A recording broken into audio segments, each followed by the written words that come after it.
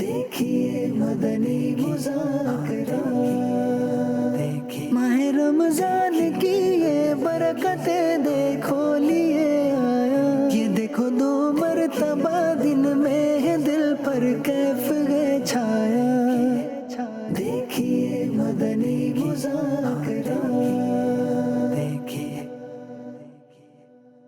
الحمدللہ رب العالمین والصلاة والسلام علی خاتم النبیین اما بعد فاعوذ باللہ من الشیطان الرجیم بسم اللہ الرحمن الرحیم الصلاة والسلام علیک یا رسول اللہ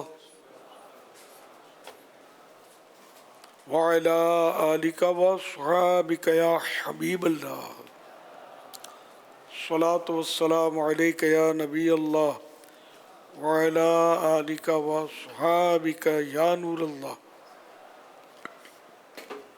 نویت سنت الاعتکاف۔ جب کبھی داخل مسجد ہونے کی سعادت پائیں اعتکاف کی نیت ضرور فرمائیں۔ نیت دل کے ارادوں کہتے ہیں، دل ہی میں نیت کر لیجئے میں نے اعتکاف کی نیت کی، اور ثواب کے لیے نیت کرنی چاہیے۔ یاد رکھیے مسجد میں کھانا پینا، سونا، سحری، افطار، آب زمزم شریف پینا، دم کیا پانی پینا، نیاز کھانا وغیرہ اسی صورت میں جائز ہوتے ہیں جبکہ اعتکاف کی نیت کی ہو۔ نیت نہیں کی تھی تو اب مسجد میں وہ افطار بھی نہیں کر سکیں گے۔ تو اب افطار کا وقت ہو یا یاد آیا میں نے نیت تو نہیں کی تھی، تو اب یہ کہ نیت کر لیجئے اور افطار کر لیجئے۔ تاہم اگر وقت میں گنجائش ہے تو مناسب یہی ہے کہ جب کھانے کے لیے نیت نہ کریں، اللہ کی رضا کے لیے نیت کریں ثواب کے لیے، اور کچھ ذکر و درود کر لیں، چاہیں تو 12 بار درود پاک پڑھ لیں، اب بھلے کھائیں پئیں۔ صلو علی الحبیب صلی اللہ علی محمد۔ مکتبۃ المدینہ کی رسالہ ضیاء درود السلام سے فرمان آخری نبی صلی اللہ تعالی علیہ وآلہ وسلم، جب جمعرات کا دن آتا ہے اللہ پاک فرشتوں کو بھیجتا ہے جن کے پاس چاندی کے کاغذ اور سونے کے قلم ہوتے ہیں۔ وہ لکھتے ہیں کون یوم جمعرات اور شب جمعہ مجھ پر کثرت سے درود پاک پڑھتا ہے۔ صلو علی الحبیب صلی اللہ علی محمد۔ جمعرات کے دن، اور جب دن گزرا جمعرات کا اور سورج ڈوبا تو اب یہ شب جمعہ شروع ہوئی۔ تو جمعرات کے دن اور جمعرات کی شب جمعہ کون درود پڑھتا ہے؟ تو جو درود پڑھتا ہے اس کو چاندی کے کاغذ پر سونے کے قلم سے فرشتے لکھتے ہیں۔ سبحان اللہ۔ صلو علی الحبیب صلی اللہ علی محمد۔ امیر اہل سنت دامت برکات العالیہ کی بارگاہ کے اندر عرض ہے کہ اخلاص اپنے اندر کیسے پیدا کیا جائے، اور بزرگان دین رحمۃ اللہ تعالی علیہم کا اخلاص کیسا تھا، نیز دین اسلام کی خدمت کرنے کے مواقع بتا دیں۔ جزاک اللہ خیرا کثیرا۔ سبحان اللہ۔ 3 کتابیں لکھنے کا مشورہ گویا آپ نے دیا ہے۔ عصر کے بعد ویسے ٹائم کم ہوتا ہے۔ اصل یہ سوالات بنائے جاتے ہیں، لگتا ہے ایسا، تو یہ موقع نہیں ہے اتنے بڑے بیان کا، اور اس میں ظاہر ہے کہ پہلے سے آدمی مطالعہ کرے۔ پھر اخلاص بہت بڑا موضوع اور ہم چیدہ طور پر عام طور پہ بیان کرتے رہتے ہیں۔ اخلاص کا بھی دین کی خدمت کے حوالے سے بھی بیان ہوتا ہی رہتا ہے، اور اب بھی لوگوں میں نشاط نہیں ہوتا، عوام میں بھی نشاط، سننے والوں میں یہ بیچارے منہ لٹکا کے بیٹھے ہوئے ہیں۔ جب افطار کا ٹائم آ گیا تھوڑا پیٹرول جائے گا تو پھر گاڑی گیئر میں ڈالیں گے، پھر آئیے۔ تو آسان سوالات ہو اس میں دلچسپی والے جس سے سمجھ بھی پڑے اور دیکھا نا راضی ہوئے نا۔ تو احیاء العلوم کا مطالعہ کیجئے، منہاج العابدین کا مطالعہ فرمائیے، قوت القلوب کا مطالعہ فرمائیے، تو یہ آپ کے انشاءاللہ سارے سوالات کے جوابات ان میں مل جائیں گے آپ کو۔ مانا کہ عصر کا وقت ہے، مغرب کا وقت ہے، منہ لٹکے ہوئے ہیں، لیکن مسکراہٹوں کا بھی تو چہرے پر اظہار ہو تو سکتا ہے نا, یہاں ہو ہی رہا ہے نا. ہاں تو آسانی کی بات بھی تو ہوا ہے. اللہ اللہ اللہ, انشاءاللہ انشاءاللہ. عوام کے سوالات چلائے جائیں آسان آسان سمجھا کر. صلو علی الحبیب صلی اللہ علی محمد. عوام کے اتنے سوالات آتے ہیں عام عیسائی بھائیوں کے, اور اب ہم رہ جاتے ہیں, وہ سوالات چلتے نہیں ہیں. اب ان کا چل گیا, میرا چل گیا, ہم لوگوں کی سورسیں لگی ہوئی ہیں. تو اس کے بجائے مطلب جو بیچارے ناظرین دیتے ہیں نا سوال, بھلے وہ سوال بعض اوقات کمزور ہوتے ہیں لیکن ہو دینی, مطلب جس سے دین سیکھنے کو ملے, چلا دیا جائے. تاکہ اس سے کیا ہوگا کہ ان کی دل جوئی ہوگی, مسلمان کی دل جوئی کا ثواب. دوسرا یہ کہ خاندان میں اس میں مطلب یہ کہ یہ بولتے ہوں گے میں نے سوال بھیجا ہے, اور جواب آیا, پھر یہ اس کو یوٹیوب سے اور اٹھاتے ہوں گے, اپنے خاندان وغیرہ وائرل کرتے ہوں گے. فوائد پر نظر رکھیں آپ. اب میں نے کر دیا تو مجھے یوٹیوب چلانا آتا ہے, میں نے کیا اٹھانا ہے اور کیا آگے بڑھانا ہے. میں مثال دے رہا ہوں. تو سوال برائے سوال نہ ہو, آسان سوال ہو جس میں سیکھنے کو بھی ملے اور مسلمانوں کی زیادہ سے زیادہ دل جوئی ہو. اس طرح کے سوالات کا انتخاب کیا جائے. لائیو مجھے نہیں سمجھانا چاہیے لیکن اب کیا کروں. صلو علی الحبیب صلی اللہ علی محمد. الحمدللہ پورے ماہ رمضان کا اعتکاف تو جاری ہے, لیکن اب آخری عشرے کا اعتکاف قریب ہے, اور کچھ اسلام بھائی تو آ بھی رہے ہیں اور مزید نے بھی آنا ہے. اعتکاف کے بارے میں کچھ سوال ہیں ہمارے پاس. سوال یہ ہے کہ اعتکاف کی تعریف کیا ہے؟ مسجد میں اللہ پاک کی رضا کے لیے بنیت اعتکاف ٹھہرنا اعتکاف ہے. اعتکاف اور لفظی معنی اس کے لغت کے تقریباً اس طرح کے کہ جم جانا, جم کے بیٹھ جانا, جم جانا. سنت اعتکاف کیا ہوتا ہے؟ رمضان کے آخری 10 دن کا اعتکاف سنت اعتکاف کہلاتا ہے. اسی طرح مستحب اعتکاف یہ کیا ہوتا ہے؟ واجب و سنت اعتکاف کے علاوہ جو اعتکاف کیے جاتے ہیں وہ مستحب ہوتے ہیں. کیا واجب اور سنت اعتکاف کے لیے روزہ رکھنا ضروری ہے؟ جی ہاں. اور کیا مستحب اعتکاف کے لیے بھی روزہ رکھنا شرط ہے؟ جی نہیں, وہ تو 1 سیکنڈ کا بھی ہو سکتا ہے. مسجد میں داخل ہوتے وقت اعتکاف کی نیت کر لی, مسجد کے اندر آ کر اعتکاف کی نیت کر لی اور باہر نکل گئے, تو جتنے سانس مسجد میں دیے, یعنی 1 سیکنڈ 2 سیکنڈ 1 منٹ آدھا منٹ مسجد میں رہے تو وہ بھی کافی ہے. مسجد سے باہر نکلے, نفل اعتکاف ختم. سنت اعتکاف کب شروع اور کب ختم ہوتا ہے؟ 20ویں رمضان کو, 20 رمضان جو ہے, 20 رمضان کو سورج ڈوبتے وقت بنیت اعتکاف مسجد میں ہو, اور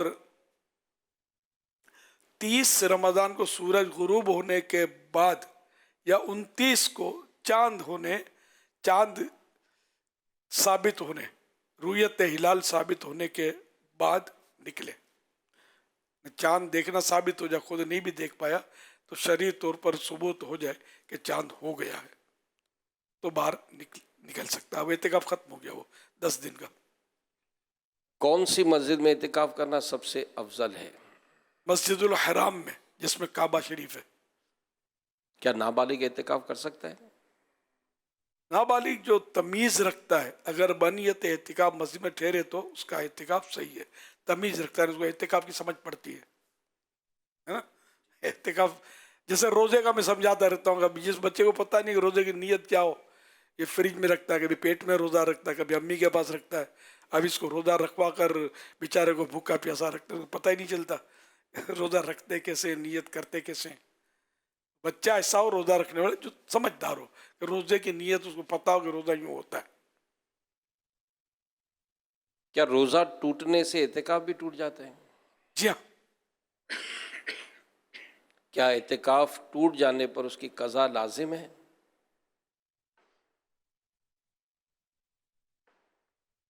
جی ہاں. جی ہاں. کیا اعتکاف کی حالت میں جنازے میں شرکت کر سکتے؟ اچھا, یہ اعتکاف ٹوٹ جانے پر اس کی قضا لازم ہے, قضا لازم ہے.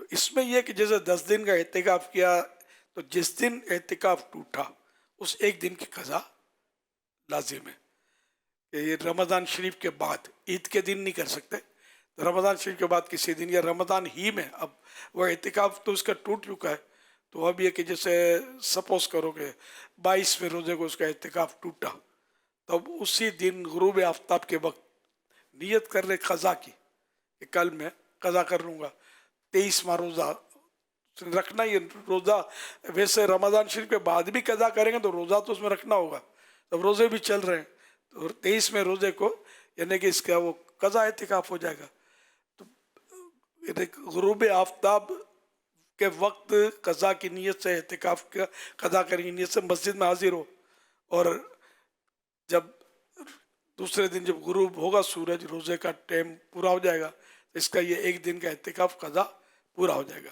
اب باقی اعتکاف کے دن جو ہیں وہ بطور نفل گزارے، ڈنکا نہ بجائے کہ میرا اعتکاف ٹوٹ گیا تھا آج میں نے قضا کیا، تو اس سے باتیں بنیں گی، پھر لوگ اپنے مسئلے بتائیں گے نہیں اتنا کچا تھوڑی تو یہ ٹوٹ جائے، اس سے کیا ہوا، بھولو گے اللہ معاف کرے گا، یہ مطلب کئی مفتی جاگ اٹھیں گے، تو اس لیے وہ ایک چپ سو سکھ ٹوٹ گیا تو ڈنکا بجانے کی ضرورت نہیں ہے۔ صلو علی الحبیب صلی اللہ علیہ محمد۔ کیا اعتکاف کی حالت میں جنازے میں شرکت کر سکتے ہیں؟ نہیں، شرکت تو خیر نہیں کر سکتے، جبکہ جنازہ اب اس میں پھر تفصیل ہے نا،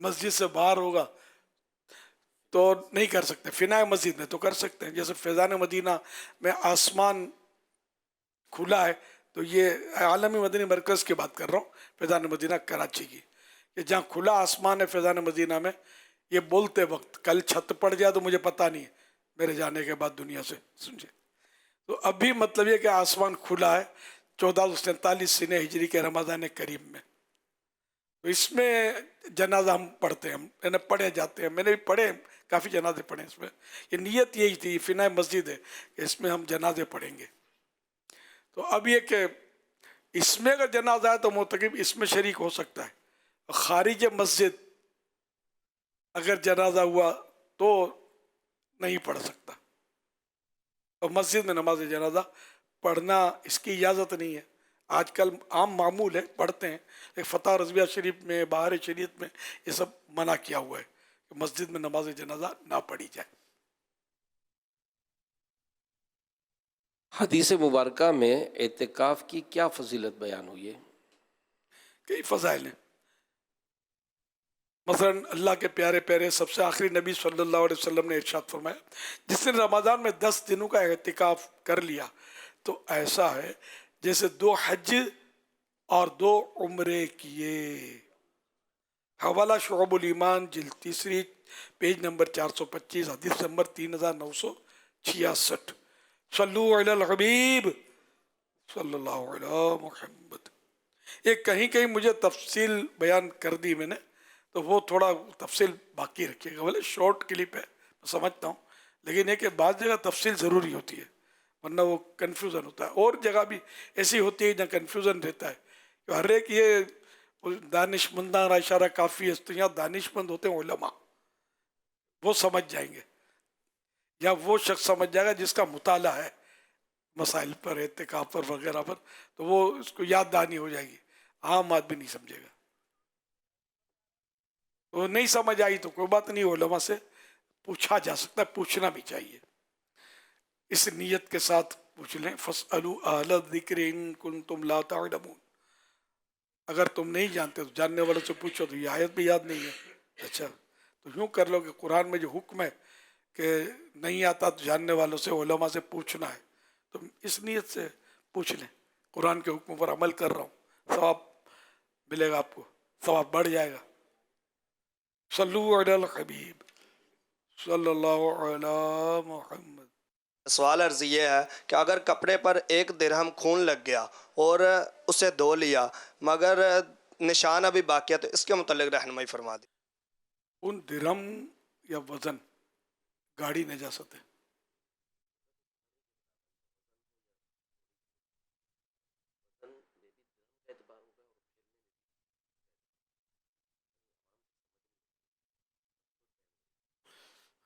یہ اگر خون چاہے ایک قطرہ لگ گیا, اس کو جیسے دھویا یا زیادہ خون لگ گیا, اس کو دھویا, ٹھیک ہے نا.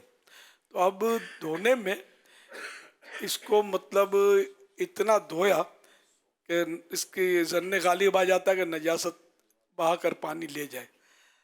اب خون ہے یا بعض چیزیں ایسی ہوتی ہیں کہ جن کا رنگ جاتا ہی نہیں ہے, تو اب اس کو مطلب نے اتنا پانی بہا لیا کہ ویسے اور کوئی نجاست ہو تو یہ دھل جاتی ہے, مگر یہ دھبا چھوڑتا ہے خون, تو یہ کہ یہ پاک ہو جائے گا. اب اس کے لیے پاؤڈر ڈالنا تو کوئی مطلب بلیچنگ ڈالنا وغیرہ یہ کوئی ضروری نہیں ہے, ڈال دیں, صاف کر سکتے ہیں, کرنا چاہیے, لیکن واجب نہیں ہے, نماز ہو جائے گی. اچھی طرح اس کو دھو لیا نا, مگر وہ پاک کرنے کے اصولوں کے مطابق دھویا. اب ایک بالٹی میں اس کو ڈبا دیا, اب اس کو اندر رگڑتے رہے اور خون کا دھبا رہ گیا, نکال دیا, سکھا دیا, تو یہ پاک نہیں ہوگا, بلکہ بالٹی کا سارا پانی ناپاک ہو چکا. تو وہ احتیاط کے ساتھ اس کو اس طرح دھونا ہے کہ بالٹی میں تو ڈالنا ہی نہیں اس کو. اب بالٹی میں ڈالنے کی صورت پھر یہ کہ اس کو خون چھوٹ بھی رہا ہے کہ نہیں, پانی اتنا بہانا ہوگا کہ 2-3 ہاتھ جیسے 1.5-2 گز بہہ گیا پانی بالٹی سے ابھر کر. تو اس میں کوئی ناپاک پانی جو ہے نا, کوئی چیز ناپاک ہے تو پاک تو ہو جاتی ہے, لیکن یہ کہ اگر اس کا اثر باقی رہے گا تو ناپاک ہوتی ہے, ناپاک رہتی ہے. لیکن جس کا دھبا باقی ہے اس میں تھوڑا مطلب ہے کنفیوژن, تو اس لیے اس کو آپ اچھی طرح مسل کر نل کے نیچے رکھیں گے نا, تو یہ پانی بہتا جائے گا. اور اس طرح احتیاط کرنی ہے کہ اس سے ٹکرا کر, ناپاک جگہ سے ٹکرا کر پانی کے چھینٹے آپ پر نہ اڑے. تو تھوڑا اوپر سے مطلب پانی ڈالیں گے نا, تو اس طرح باہر لے کے یہ جب ظن غالب آ جاتا ہے کہ نجاست بہا کر پانی لے گیا ہوگا, تو اب یہ کہ یہ پاک ہوگا. اب بھلے وہ دھبا ہے, نشان ہے, نکلتا نہیں ہے, تو بھی پاک ہے. بالٹی کا تو وہی کنفیوژن تو ہے یار, ہاں, کہ وہ بہت سارا خون رہ جائے گا, جلدی نکلے گا نہیں جب تک ان کو مسلیں گے نہیں. بالٹی میں تو پھر وہ اس کے طریقے دوسرے ہیں دھونے کے, تو یہ نل والا سب سے آسان ہے, اسی کو اختیار کیا جائے. نل والا, ہاں.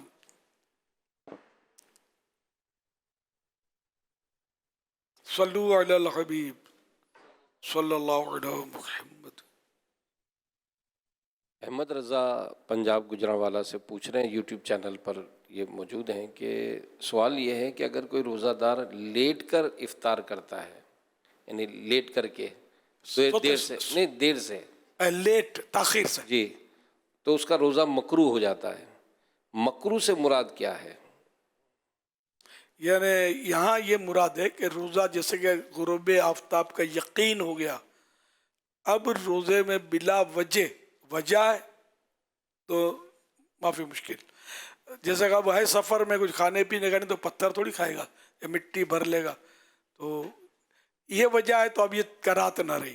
اور کرات وہ مکروہ تنزیہی ہے, ناپسندیدہ ہے. تاخیر ہو گئی تو گناہ گار نہیں ہوگا, یہاں مراد یہ ہے مکروہ سے. مکروہ تحریمی بھی ہوتا ہے کہ جو گناہ ہوتا ہے, ناجائز ہوتا ہے, لیکن یہاں روزہ افطار میں جو تاخیر ہے تو یہ مکروہ تنزیہی ہے, ناپسندیدہ ہے. مناسب ہے کہ بلا وجہ لیٹ نہ کریں.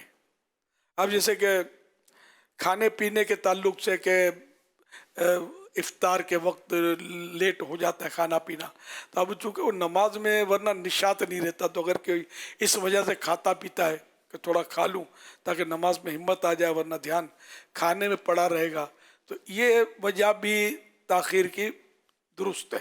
کہ یوں مطلب اس نے کھا پی کر تھوڑا پیٹ میں وزن ڈال کر کوئی چیز, پانی بھرا, کیلا کھایا, کوئی ایسی چیز کھائی کہ جس سے اس کو پیٹ میں تھوڑا ہمت آ گئی نماز کی, تو یہ حرج نہیں, بلکہ اس میں یہ تو اچھا ہے. بلکہ بعض اوقات ایسا ہے کہ بھوک کی شدت ہے اور کھانا حاضر ہے اور دل بھی مائل ہے کھانا چاہیے, اب نہیں یار نماز پڑھ کے کھائیں گے. اب نماز میں وہ کھانا, یہ بریانی کی خوشبو آ رہی ہے اس کو, اور روٹیاں گھوم رہی ہیں, قورمہ گھوم رہا ہے, تو نماز تو مکروہ تحریمی ہو جائے گی اس کی.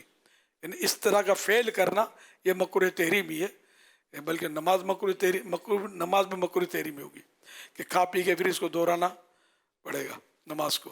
تو ایسی صورت حال ہے تو پھر تو کھا لے، بھلے جماعت چلی جائے پھر بھی کھا لے اور پھر نماز پڑھے. یہ خالی روزے کے لیے نہیں ہے، یہ پرماننٹ ہے. یہ اس میں فضیلت کھانے کی ہے یا نماز کی ہے؟ اب کھانے کی ہے. ایک نماز کی فضیلت کو چیلنج نہیں کر سکتے معاذ اللہ، انہیں کھانے کی تاکہ نماز بہتر طریقے پر پڑھ سکے. فضیلت تو نماز کی ہی نا. فضیلت تو نماز کی، نماز کی فضیلت ہی تو پانے کے لیے وہ کر رہا ہے. اصل میں اس کو بیس بنا کر بعض لوگ اس کو یوں بنا، دیکھو کھانے کی اہمیت کو سمجھو. آپ کھانے کی اہمیت کیسی ہے کہ نماز ہے، جماعت ہے، کھانا ہے، بھوک لگی ہے پہلے کھانا کھا لو. یہ تو یہ کھانے کی اہمیت ہے، یہ نماز کی اہمیت ہے کہ نماز تم صحیح پڑھ سکو اس لیے کھانا کھا لو. وہی کہ عربی کا واقعہ بھی تو ہے یار، کہ اس کو مطلب یعنی کہ کچھ حدیث پسند، یعنی کہ ایک کام کھانے والی پینے والی آیات، ان سے کوئی آیت پوچھتا تو یہی آیت بیان کر دے. جی جی وہ ٹھیک ہے، لیکن انما الاعمال بالنیات، جو مطلب ہے کہ دل میں جن کے چور ہے، جو نمازوں کا مخالف ہے. اب میں اس سے تو بات نہیں کر رہا نا، میں تو خوف خدا والے مسلمانوں سے بات کر رہا ہوں. صح، حکم شریعت بیان کر رہا ہوں. امام اعظم ابو حنیفہ رحمۃ اللہ علیہ فرماتے ہیں کہ مجھے یہ پسند ہے کہ میرا کھانا نماز ہو جائے اس سے کہ میری نماز کھانا ہو جائے.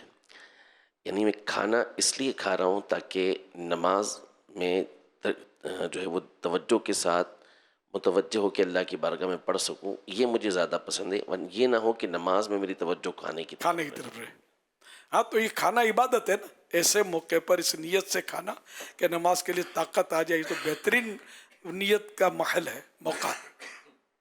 باقی پیٹ بھرا ہوا ہے سمجھے، اور اب نیت کرتا ہے کہ عبادت پر قوت حاصل کرنے کے لیے کھا رہا ہوں، تو یہ عبادت کے لیے قوت حاصل ہوتی نہیں ہے نا، اس سے الٹا صحت خراب ہوتی ہے. پیٹ بھرے کھانے میں صحت خراب ہوتی ہے. بھوک لگی ہو، بھوک بھی امام غزالی نے ایسی مثال دی ہے کہ ایسا بھوکا ہو، بھوک لگنا اس کو کہتے ہیں کہ ایسی بھوک ہو کہ اگر اس کو سوکھی روٹی بھی ملے تو بغیر سالن کو چبانا شروع کر دے، ایسا اس کو غلبہ ہو بھوک کا، تو پھر کھانا کھائے. یہ نماز کے لیے نہیں، مطلقاً مطلب جنرل امام غزالی رحمۃ اللہ علیہ نے کا اندیا یہ ہے ان کا بھوک. یوں ہمارے تو یہ پیٹ بھرتا ہی نہیں ہے، جتنا ڈالتے ہیں پھولتا جاتا ہے، بھرتا ہی نہیں ہے بلون کی طرح ہے پیٹ، غبارہ دے بھرو دے بھرو دے بھرو. پھر وہ لوگ بہادر لوگ سینہ تانتے ہیں، بندہ پیٹ تان کے پھر رہا ہوتا ہے. کیا میں جنرل بات کرتا ہوں، کسی کی طرف دیکھنا نہیں. ہم لوگوں نے کھا کھا کر اپنی فزیکلی بھی ہم لوگ مطلب ایسے ہی ہو گئے، بس بدن ہمارا بے ڈول ہو گیا، اسمارٹ نہیں رہے. صلو علی الحبیب صلی اللہ علیہ محمد. اچھا پھر پیٹ کم کرنے کا جتن بھی کرتے ہیں سمجھے. کسی نے اس کے بیچنے والوں نے آلات بھی نکالے ہیں. اب وہ تعجب ہوگا، کسی نے مجھے ایک آلہ دیا کہ پتہ نہیں، بولا میرا اتنی انچ کم ہو گیا پیٹ، میرے کو میری عقل میں آ نہیں رہا تھا کہ پیٹ یہاں سے پھولتا ہے، غبارہ تو اس کے منہ سے پھولتا ہے نا، پھونک مارو گے تو یہ آلہ یہ نہیں بولا یوں پیٹ پہ مارو اس کو، پیٹ اندر چلا جائے گا، یوں دباؤ اس کو. پرانی بات کر رہا ہوں، بہت سال پرانی بات ہے. اس نے بولا میرے اتنے انچ اندر چلا گیا، لیکن اس کا پیٹ نکلا ہوا تھا اس کا، وہ لے کے شاید پھنس گیا ہوگا کیا کسی کی باتوں میں آ کے. تو کمانے کے بھی انداز اپنی جگہ پر ہے. تو یہاں سے پھونک مارتے ہیں، غبارہ پھولتا ہے، بلون پھولتا ہے، تو یہیں سے کچھ ڈالتے ہیں تو پیٹ بھی پھولتا ہے. تو اب بے ترتیبی ہوگی، کھا کر پھر سوئے رہیں گے. ہمارے یہ ہوتا ہے کہ ایک تعداد یہ بھی ملے گی آپ کو، رات کو 11 بجے کھاتے ہیں، 10 بجے کھائیں گے، 11 بجے کھائیں گے اور پھر سو جائیں گے. پھر ان کے بعد ٹائم نہیں ہوتا ٹہلنے کا، اسکوٹر پر چلیں گے، کار میں چلیں گے، چلتے پھرتے نہیں ہے. تو یوں بھی کھا کر سونے سے بھی پیٹ ذرا بڑھے گا، ہضم سے ہی نہیں ہوگا. تو بے ترتیبی کافی ہے کھانے پینے میں، اور یوں مطلب پیٹ پھولتے جاتے ہیں. طلباء کرام جو ہے نا، یہ کرام طلباء کرام، جو دینی طلباء کو میں طلباء کرام بولتا ہوں، دنیاوی طلباء کو نہیں بولتا. تو طلباء کرام جو ہمارے جامعات المدینہ مثلا، ان کو کھانا دیا جاتا مغرب کے بعد. مغرب کے بعد کھانے میں के बाद बड़ा डिस्टेंस होता है सोने में, कुछ न कुछ चलत फिरत एक्टिविटीज होती हैं। आप तलबा किराम का पेट निकला हुआ नहीं देखेंगे, आप गौर कर लेना, इनका निकला हुआ नहीं होता। बाकी जबकि वो भी रात के 12 बजे 11 बजे खा कर ना सोता हो। तालिब इल्म को आम तौर पे दीनी तालिब इल्म को खाने के मौके नहीं मिलते, रात के बेचारे गरीब आम तौर पे गरीब होते हैं। आज जो जाकर बाहर तागड़ दिन्ना करता है तो फिर उसका पेट भी हो सकता फूलता होगा, इक्का दुक्का होते होंगे बेचारों को। नहीं वाकई पढ़ने में जो आते हैं दीनी पढ़ने में, दीनी तालीम गरीब या मुतवस्सित तबका मीडियम, तो इनके पास इतने पैसे कहाँ। 3 चीज़ें ख़ास तौर पर जैसे कि अभी अमीर आपको याद होगा, माफ़ कीजिएगा, कि एक दौर में मैंने मालूमात की आम के सीज़न में कि ये तलबा आम खाते हैं कि नहीं, तो ये आम तो कई साल पुरानी बात है, तो आम मतलब पता चला कि भाई इनको बेचारों को आम भी, यार दुनिया आम खाती है, मैं आम खाता हूँ और मेरे बच्चे आम नहीं खाते। तो मैंने तरकीब बनाई जामियातुल मदीना में, रोज़ का एक आम इनको खिलाओ गया। अभी हैं तो बच्चे ना यार, ये क्या करते थे, आम तो खाते थे, लेकिन फिर इसकी गुठलियाँ जो है ना, ये यहाँ तक मुझे शिकायत मिली कि पीछे वो दूध का कढ़ाई और तो खैर आखिरकार इनके आम बंद हो गए। सल्लु अलल हबीब सल्लल्लाहु अलैहि मेरे वसल्लम। सुन्नत ने जो इशाद फरमाया, 3 बहुत सारी इसमें डिटेल है, 3 चीज़ें अगर हम अपने पेश नज़र रखें तो भी हमें फ़र्क पड़ेगा। कब खाना है, क्या खाना है और कितना खाना है। तो ये भी एक बेसिक उसूल है, चहलकदमी और दीगर वगैरह साथ साथ चीज़ें हों तो अल्लाह पाक ने चाहा तो इससे भी, अल्लाह ने चाहा तो आपको फ़र्क महसूस होगा इंशाअल्लाह। देखिए मदनी मुज़ाकरा, देखिए माह रमज़ान की ये बरकतें देखो लिए आया, ये देखो 2 मरतबा दिन में है दिल पर कैफ है छाया। देखिए मदनी मुज़ाकरा।